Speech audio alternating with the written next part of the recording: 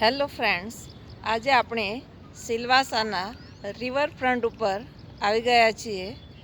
સરસ મજાનું સુંદર વાતાવરણ છે. આ તમે જોઈ શકો છો, નદી છે અને તેની બાજુમાં સરસ ડેવલપ કરેલું છે.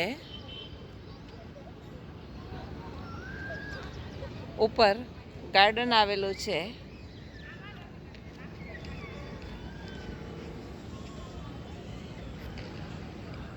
એકદમ ઠંડકવાળું વાતાવરણ છે. તમે ત્યાં આગળ જોઈ શકો છો, બ્રિજ છે.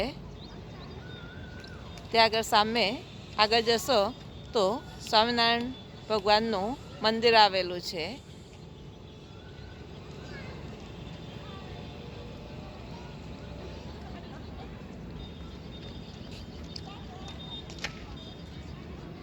એકદમ રમણીય વાતાવરણ છે. અહીંયા જુદા જુદા નાસ્તા હાઉસ છે.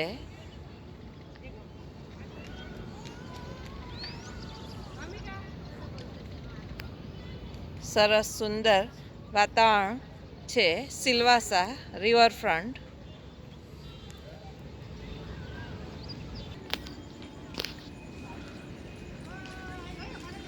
અહીંયા મોર્નિંગ સમયે અને સાંજે બધા વોકિંગ કરવા માટે આવે છે. એકદમ શાંત વાતાવરણ છે. પ્રદૂષણ રહિત વાતાવરણ છે. એકદમ સુંદર.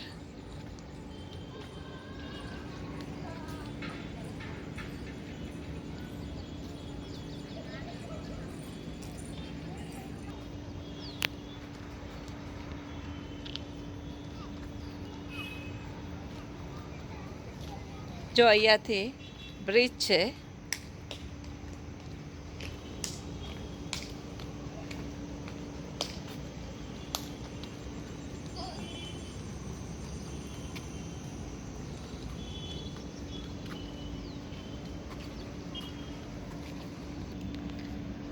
દમણગંગા નદીના કિનારે 4 થી 5 કિલોમીટર લાંબો રિવરફ્રન્ટ છે.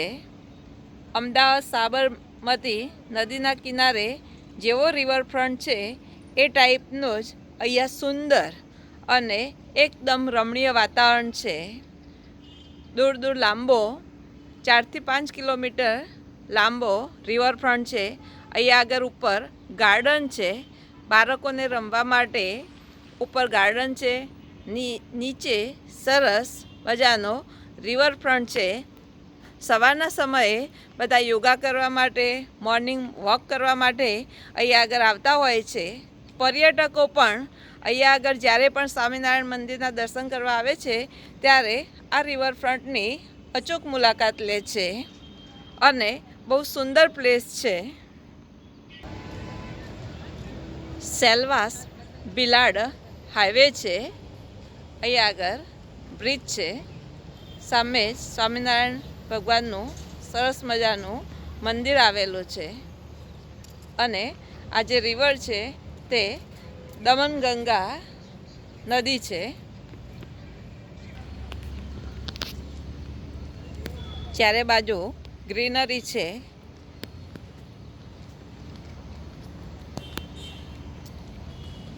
સવારે મોર્નિંગ વોક માટે બધા આવતા હોય છે અને આ જે લોન છે એમાં ખુલ્લા પગે ચાલતા હોય છે, જેથી આંખોની રોશની પણ વધે.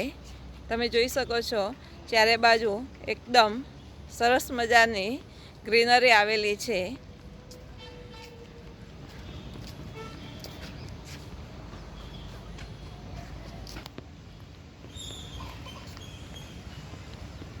જુઓ, સરસ મસ્ત વાતાવરણ છે. ગ્રીનરી છે. એક બાજુ દમણગંગા નદીના કિનારે સરસ મજાનું ડેવલપ કરેલું છે. બધા દૂર દૂરથી અહીંયા આગળ રિવરફ્રન્ટ ઉપર આવે છે. અહીંયા આગળ જુદા જુદા નાસ્તા હાઉસ છે. ફાસ્ટફૂડ મળે છે. અહીંયા આગળ ચાટ મસાલો, ચાટપુરી, ભેર એવા જુદા જુદા નાસ્તા અહીંયા આગળ મળે છે.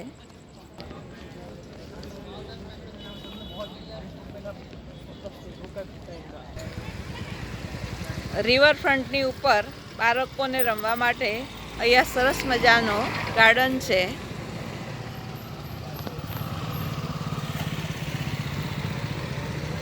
લોકો દૂર દૂરથી ગાડીઓ લઈને અહીંયા આગળ જોવા માટે આવે છે. આ સ્થળની એકવાર અચૂક મુલાકાત લેશો. બહુ સુંદર વાતાવરણ છે. Thank you.